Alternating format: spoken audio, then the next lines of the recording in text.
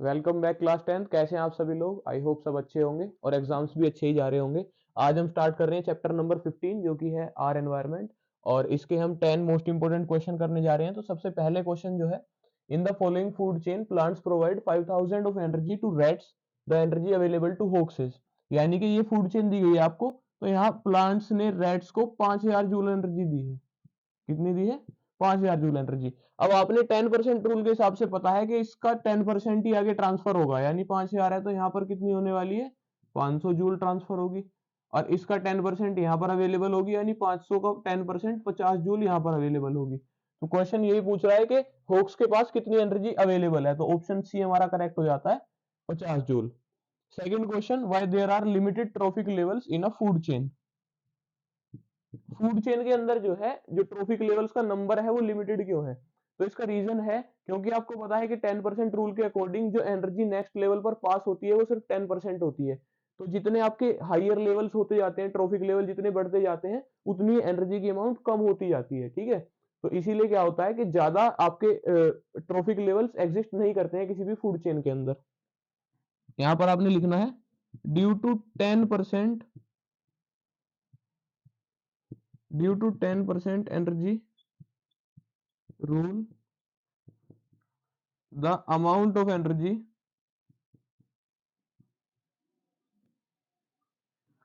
available to next trophic level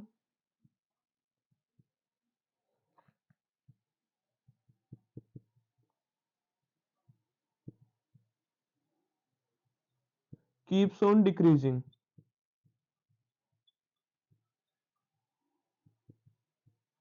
due to which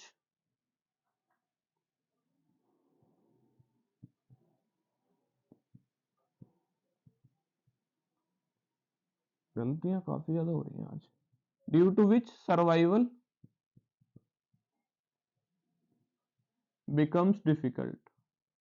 उसकी वजह से क्या हो जाता है, इतनी कम एनर्जी पर सर्वाइव करना एनिमल्स के लिए जो है क्या हो जाता है, मुश्किल हो जाता है। तो इसलिए जो है आपका ज्यादा ट्रॉफिक लेवल एग्जिस्ट नहीं करते हैं। अगला क्वेश्चन है बायोमैग्निफिकेशन। तो बायोमैग्निफिकेशन क्या है? एक्यूमुलेशन है। क्या है? Accumulation of harmful substances, harmful chemicals या substances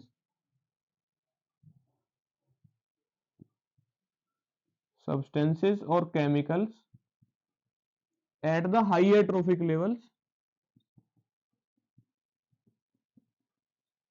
higher trophic levels of a food chain।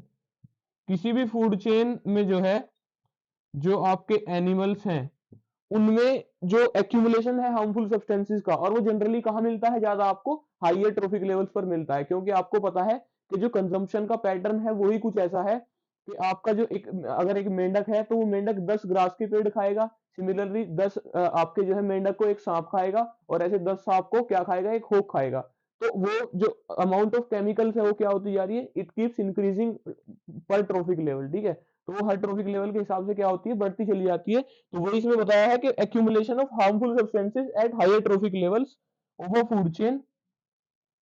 इसका आप रीजन चाहे तो रीजन लिख सकते हैं कि due to accumulation, due to more and more consume, more and more plants, or you can say more and more lower trophic levels animals being consumed by higher trophic levels। तो अगर आप चाहें तो example भी मतलब या फिर इसको डिफाइन कर सकते हैं। तो ये जो है आपका क्वेश्चन रहेगा। इसके बाद नेक्स्ट क्वेश्चन देख लेते हैं जल्दी से।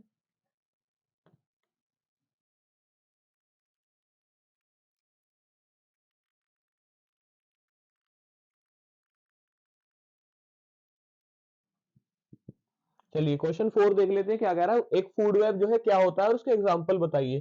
तो फूड वेब क्या है? It is an interconnection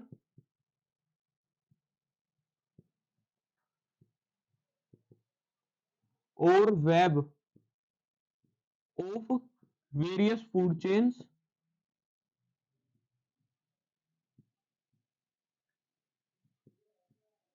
connected to each other, connected to each other at various trophic levels।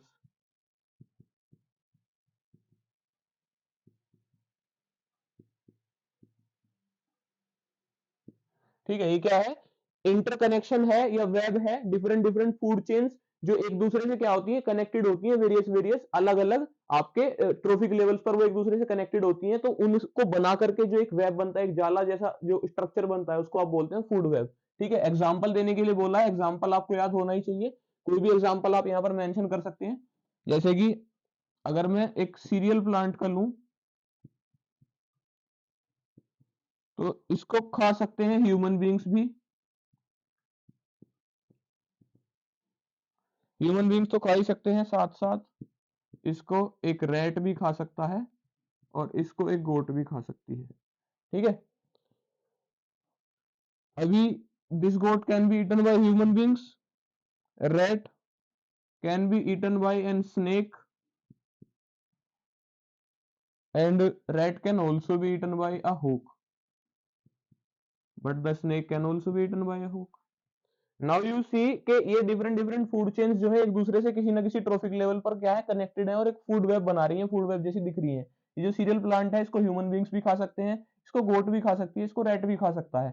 अभी रैट जो है इसको स्नेक भी खा सकता है और होक भी खा सकता है, जबकि स्नेक को होक खा सकता है। ठीक है, तो ये क्या बन गया, एक पूरा आपका फूड वेब बन गया।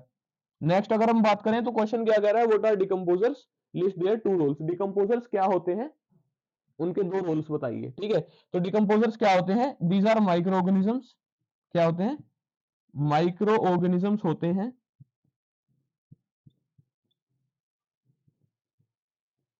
विच डिकम्पोज, डिकम्पोजर है तो क्या करेंगे, डिकम्पोज करेंगे। डिकम्पोज मतलब उसको जो है रिस्टोर बैक करना, उससे जो सारे न्यूट्रिएंट्स हैं उनको रिस्टोर बैक करना। तो बेसिकली तो डिकम्पोज का मतलब जो है वर्डली मीनिंग तो वो ये है कि जो एक फूड आपका कोई वेस्ट पार्टिकल है उसको आप क्या करें, सेटल आउट करें। ठीक है, उसको सेटल कर दें, तो वो तो है डिकम्पोज करना। तो ये क्या कह रहे हैं, these are microorganisms which decompose the dead and decaying material, जो मरे हुए जीव हैं या फिर जो फिर आपके जो है खराब हो रहे मटेरियल्स हैं,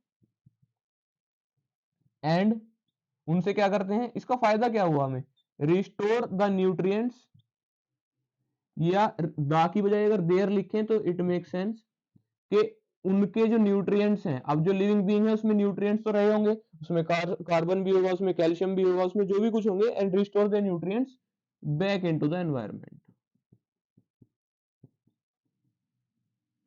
और उनके जो, हाँ, तो क्या है कि उनके जो न्यूट्रिएंट्स हैं उन सभी को क्या करते हैं, रिस्टोर बैक कराते हैं एनवायरनमेंट के अंदर। ठीक है, उनके दो रोल बताने हैं। तो रोल वैसे तो आपने डेफिनेशन में दोनों ही दे दिए, लेकिन पहला अगर मैं बताऊं, क्योंकि ये क्या कर रहे हैं, सारे न्यूट्रिएंट्स को रिस्टोर बैक कर रहे हैं किसके अंदर, आपके जो है नेचर के अंदर, तो इनको आप क्या बोलें, इनको आप बोल सकते हैं balancing component in various nutrient cycle. जैसे आपकी सल्फर साइकिल हुई, या तो फिर नाइट्रोजन साइकिल, या जितनी भी साइकिल्स हैं जो आपकी चलती हैं, कार्बन साइकिल है।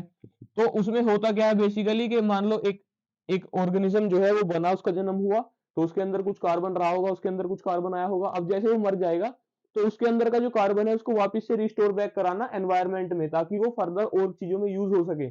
उसी को आप क्या कहते हैं, उसको वो एक क्या बनी होती है, साइकिल बनी होती है, एक साइकिल के तहत होती है चीजें। तो उस साइकिल का एक इंपॉर्टेंट पार्ट है ये भी आपके। ठीक है, बैलेंसिंग कंपोनेंट हुए आपके। इसके अलावा आप क्या कह सकते हैं उनको, क्लींसिंग एजेंट कह सकते हैं, क्लींसिंग एजेंट ऑफ एनवायरनमेंट। एक काम वो क्या कर रहे हैं, जो चीजें जो कि बिना माइक्रो ऑर्गेनिजम्स के क्या होंगी, मरने के बाद या खराब होने के बाद नेचर में सड़ती रहेंगी, उनको ही क्या करते हैं, क्लीन कराते हैं एनवायरनमेंट से। तो क्लींसिंग एजेंट ऑफ एनवायरनमेंट भी आप इनको कह सकते हैं।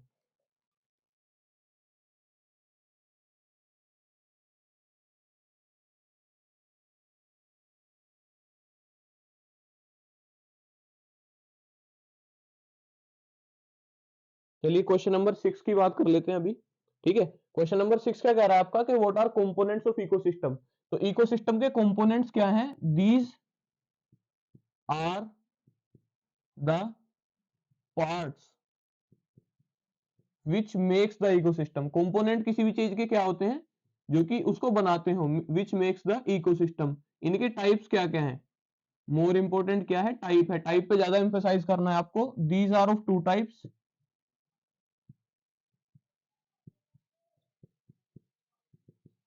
The first one being biotic components.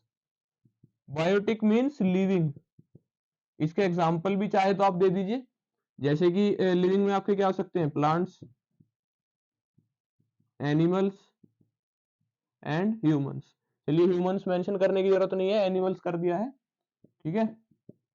इसके बाद में एबायोटिक कंपोनेंट्स क्या होते हैं, यानी कि non living.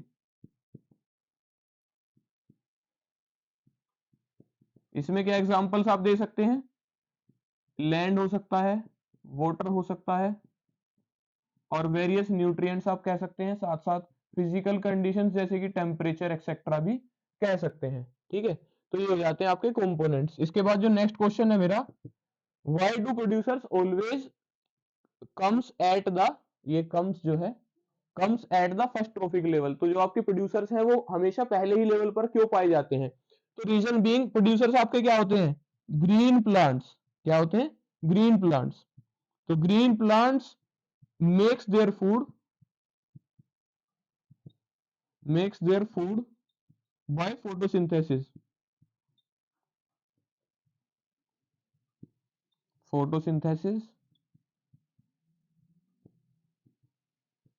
and acts as a source of energy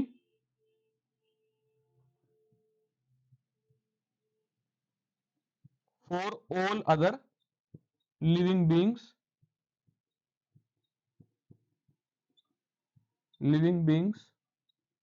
directly और इनडायरेक्टली। किस तरीके से, डायरेक्टली या फिर इनडायरेक्टली, दोनों ही वे में आप कह सकते हैं। मतलब क्या हुआ इसका, कि जो आपके प्लांट्स हैं, जो ग्रीन प्लांट्स हैं, जो प्रोड्यूसर्स हैं, वो क्या है, वो अपना फूड सिंथेसाइज करते हैं by the help of photosynthesis. और because of producing their food by photosynthesis वो क्या करते हैं, एक सोर्स की तरह से एक्ट करते हैं। बाकी सारे ऑर्गेनिजम्स जो हैं वो अपनी एनर्जी डायरेक्टली या इनडायरेक्टली किससे लेते हैं, प्रोड्यूसर्स यानी कि प्लांट से ही लेते हैं।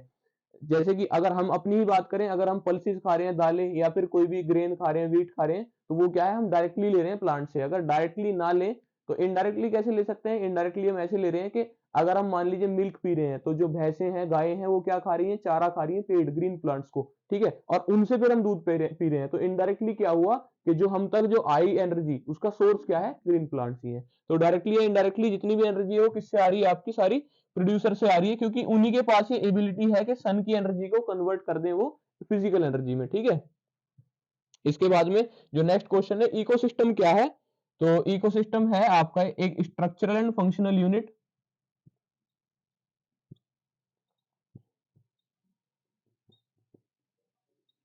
फंक्शनल यूनिट ऑफ बायोस्फीयर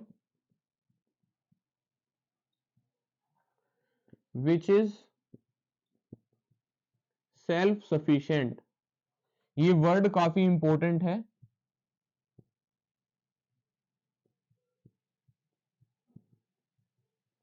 ये वर्ड काफी इंपॉर्टेंट है अपने आप में।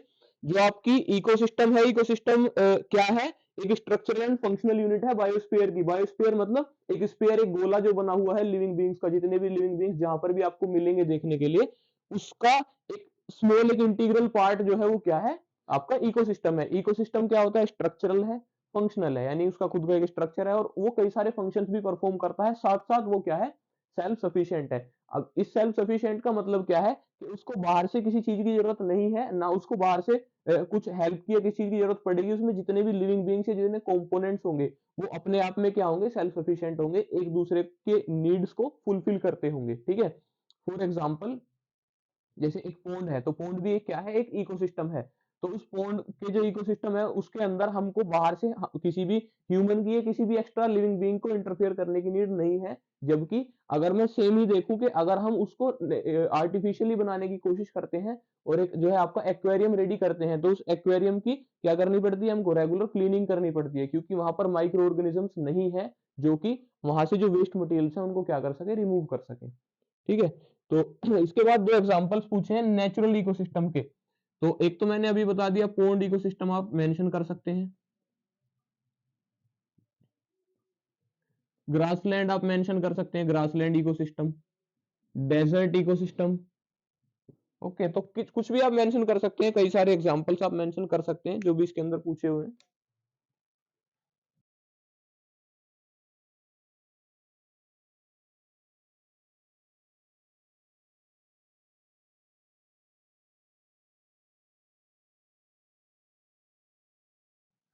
ओके, क्वेश्चन नंबर 9 देखते हैं। इसमें आपने क्या करना है, इनकरेक्ट स्टेटमेंट बताना है। तो उसमें ओजोन के बारे में स्टेटमेंट्स दे रखे हैं, पढ़ लेते हैं जरा। Ozone is a molecule formed by 3 atoms of oxygen यानी O3। तो बिल्कुल सही बताया है इन्होंने, इसमें कोई प्रॉब्लम नहीं है। Ozone shield the earth surface from UV rays, ये भी बिल्कुल सही बात है, अर्थ सरफेस को यूवी रेज से बचाती है ozone. Ozone is deadly poisonous, हाँ डेडली पॉइजनस है, अगर उसको क्या कर लिया जाए, इनहेल कर लिया जाए तो डेडली पॉइजनस भी है, ये भी बात सही है। ओजोन गैस इज डिकम्पोज्ड, अच्छा पहली बात तो कि जब आपके 3 स्टेटमेंट सही आ चुके हैं तो चांसेस है कि यही जो है आपका क्या होने वाला है, गलत होने वाला है। अभी इसको पढ़ लेते हैं। ओजोन गैस क्या है, डिकम्पोज होती है यूवी रेज से। तो ये जो स्टेटमेंट है पार्शली रोंग है, पार्शली राइट है, मैं आपको बताता हूँ कैसे। यूवी रेज से जो है ओजोन गैस डिकम्पोज होती है, ये बात सही है। जब ओजोन रेज जो है आपकी टकराती हैं ओजोन से, तो वो उसको किस में ब्रेक कर देती हैं, O2 प्लस O में ब्रेक करती हैं O3 को, जब इस पर यूवी रेज पड़ती हैं। ठीक है, लेकिन होता क्या है, अगेन ये O2 जो है इस O के साथ मिलकर दोबारा O3 बना देती है। लेकिन इस बीच में प्रॉब्लम कौन क्रिएट करता है, CFC। कौन क्रिएट करता है, CFC यानी क्लोरोफ्लोरोकार्बन्स। वो क्लोरोफ्लोरोकार्बन्स क्या करते हैं, इस नेसेंट ऑक्सीजन के साथ, ये जो अकेली ऑक्सीजन है यहाँ पर, इसके साथ क्या करते हैं, कंपाउंड्स बना लेते हैं, जिससे कि वापस से O3 नहीं बन पाती है। तो ये जो इतना पार्ट है, ये तो क्या है, एक नेचुरल प्रोसेस है, इट कीप्स हैपनिंग। लेकिन जो CFC है वो बीच में एक डिस्टरबेंस की तरह से काम करते हैं, और इस जो आपकी एटॉमिक ऑक्सीजन है इसके साथ कंपाउंड्स बना लेते हैं, जिससे वापस से O3 बन नहीं पाती है। तो अगर मैं मेनली कहूं तो डिकम्पोजिशन के लिए जो रिस्पॉन्सिबल है ओजोन गैस की, वो CFC है। यूवी रेज कुछ हद तक है, लेकिन उससे उसके जो साइकिल है उस पर कोई इफेक्ट नहीं पड़ता है। चलिए लास्ट क्वेश्चन देख लेते हैं। State 2 methods of effective plastic waste collection in your school. अगर आपके स्कूल में आपने क्या करना हो, कलेक्शन करना हो प्लास्टिक का, तो क्या इफेक्टिव 2 मेथड रहेंगे, आप बता दीजिए। ठीक है, तो इसमें आप अपना कुछ भी यूज कर सकते हैं, अगर आपको पता है, अगर आपके दिमाग में कुछ आइडियाज हैं तो आप उनको यूज कर सकते हैं। मैं इसमें लिखूंगा use of separate dustbins for degradable and biodegradable